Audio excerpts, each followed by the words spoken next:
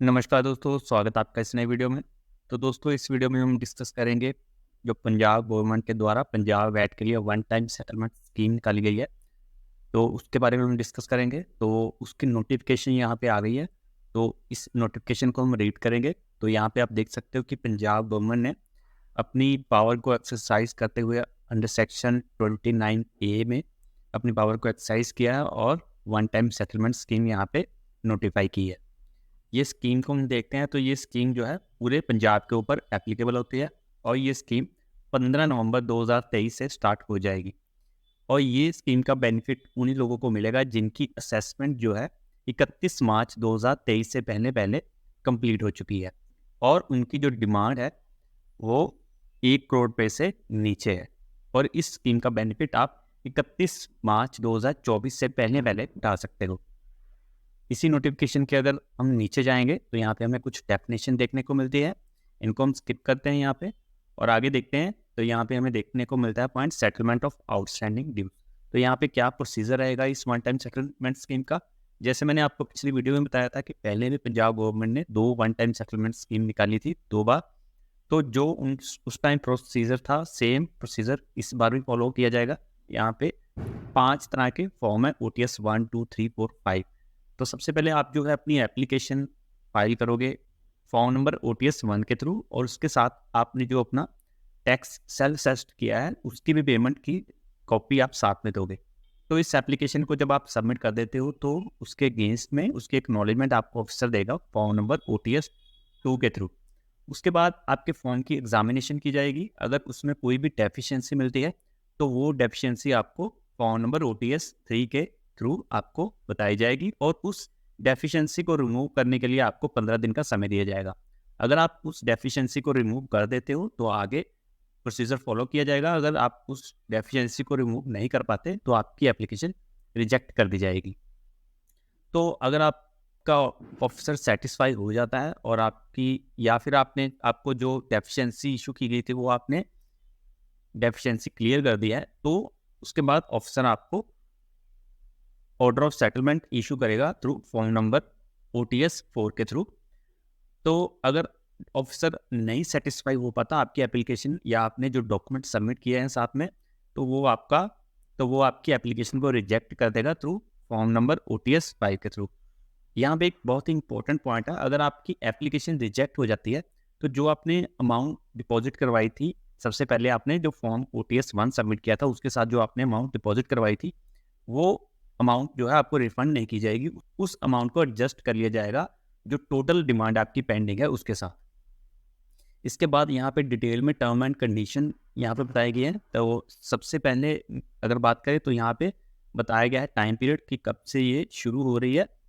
सबसे पहले यहाँ पे बताया गया है कि जो असेसमेंट 31 मार्च 2023 से पहले पहले हो चुकी हैं ये स्कीम उनके ऊपर एप्लीकेबल है और जिनकी डिमांड जो है 1 करोड़ रुपये से नीचे है ये स्कीम उनके लिए एप्लीकेबल है। ठीक है, दो कंडीशन है, दोनों फुलफिल होनी चाहिए। एक तो है टाइम पीरियड जो आपकी असेसमेंट 31 मार्च 2023 से पहले होनी चाहिए और उसके साथ ही दूसरी कंडीशन है कि आपकी डिमांड भी जो है 1 करोड़ से नीचे होनी चाहिए। और यहाँ पे जो डिमांड का मतलब है आपका टैक्स, इंटरेस्ट और पेनल्टी तीनों का टोटल डिमांड है उसको यहाँ पे कंसिडर किया जाएगा। और यहाँ पे आगे बताया गया है कि कोई भी पर्सन इस स्कीम को ऑप्ट कर सकता है चाहे उसने उस ऑर्डर के अगेंस्ट कोई अपील फाइल की है या नहीं अपील फाइल की है। अगर आपने अपील फाइल की हुई है तो अगर आप इस OTS स्कीम को लेना चाहते हो तो उसके लिए आपको एक डेक्लेरेशन सबमिट करनी पड़ेगी कि आप वो अपील को विड्रॉ कर लोगे विद इन 15 वर्किंग डेज। तो ये आपकी यहाँ पे टर्म एंड कंडीशंस आ गई। इससे आगे चलते हैं तो यहाँ पे एक कंडीशन और भी है कि जब आप OTS का फॉर्म नंबर 1 फाइल करोगे तो उसके साथ आपने जो आपकी बनती सेल्फ असेसमेंट टैक्स है वो आपने डिपॉजिट करवाना है और उसके साथ में रिसीट की कॉपी देनी है। और एक आपने जो आपका जिस असेसमेंट ईयर की आप OTS अप्लाई कर रहे हो उस असेसमेंट ईयर का आपको ऑर्डर की कॉपी भी प्रोवाइड करवानी है। और अगर मान लीजिए आपने पहले कोई अपील फाइल की हुई थी और अपील में आपको पता है आपने प्री डिपॉजिट करवाना होता है पहले, तो अगर वो अपील आप विड्रॉ करके ये OTS लेने जा रहे हो तो जो आपका वो प्री डिपॉजिट है वो आपकी इस अमाउंट के साथ एडजस्ट हो जाएगा जो आपने OTS में जमा करवानी है। और अगर आपने गलती से कोई ज़्यादा अमाउंट सेल्फ सेस करके जमा करवा दी है तो वो एक्सेस अमाउंट जो है वो आपको यहाँ पे रिफंड नहीं की जाएगी। और अगर आप एक या एक से ज़्यादा असेसमेंट ईयर के लिए ये ओटीएस अप्लाई करना चाह रहे हो, तो आपको हर असेसमेंट ईयर के लिए अलग-अलग से फॉर्म फिलअप करके अलग-अलग से अप्लाई करना होगा। और जो ओटीएस का ऑर्डर होगा, उस ऑर्डर के अगेंस्ट आप अपील नहीं फाइल कर सकते हो। और इसके बाद अगर आ जाएँ तो यहाँ पे एक और इम्पोर्टेंट पॉइंट है कि एनी अमाउंट पेड और deposit by the applicant in relation to any assessment order under the relevant acts before the implementation of scheme shall not be refunded. तो आपने जो स्कीम आने से पहले अगर कोई टैक्स जमा करवाया था उस असेसमेंट ईयर का, तो वो आपको रिफंड नहीं किया जाएगा। ये भी इम्पोर्टेंट यहाँ पे पॉइंट है।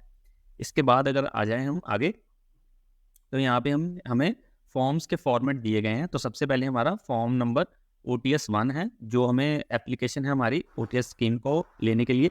यहाँ पे आपने सबसे पहले आई के आगे अपना नाम फिलअप करना है, और उसके आगे आपने अपना एड्रेस फिल करना है, और अपनी फॉर्म का नाम और आपका पिन नंबर यहाँ पे फिलअप करना है। इसके बाद कौन से एक्ट में आप ये OTS अप्लाई कर रहे हो वो आपको यहाँ पे लिखना है, और कौन सा असेसमेंट ईयर के लिए अप्लाई कर रहे हो वो आपको यहाँ पे लिखना है, और उस असेसमेंट ईयर की आप ऑर्डर की कॉपी आपको अटैच करनी है। उसके बाद अगर आपने कोई अपील लगा रखी है इस ऑर्डर के अगेंस्ट, तो उसका स्टेटस आपको यहाँ पे लिखना है। अगर आपने नहीं लगाई तो आपको ये यहाँ पे कुछ भी नहीं लिखना। इसके बाद ये जो ऑर्डर की कॉपी आपने लगाई है, इसमें क्या आपकी डिमांड निकली हुई थी, टैक्स, इंटरेस्ट, पेनल्टीज को बाइफरकेट करके आपने यहाँ पे लिखना है, और टोटल डिमांड यहाँ पे लिखनी है। ये टोटल डिमांड आपकी 1 करोड़ से नीचे होनी चाहिए। और अगर ये 1 लाख रुपए से नीचे होगी तो यहाँ पे पूरी अमाउंट जो आपने ऊपर लिखी है वो सारी वेवर में आ जाएगी।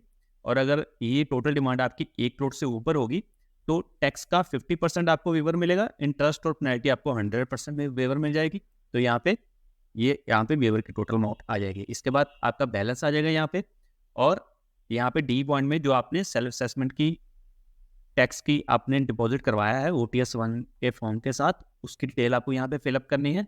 ये उन्हीं केसेस में होगा जहाँ पे आपने 1 लाख रुपए से ज़्यादा आपकी डिमांड थी, वहाँ पे आपने 50% टैक्स जमा करवाना है, तो वो आपने यहाँ पे मेंशन कर देनी है अमाउंट, और बैलेंस जो आपका यहाँ पे आ जाएगा।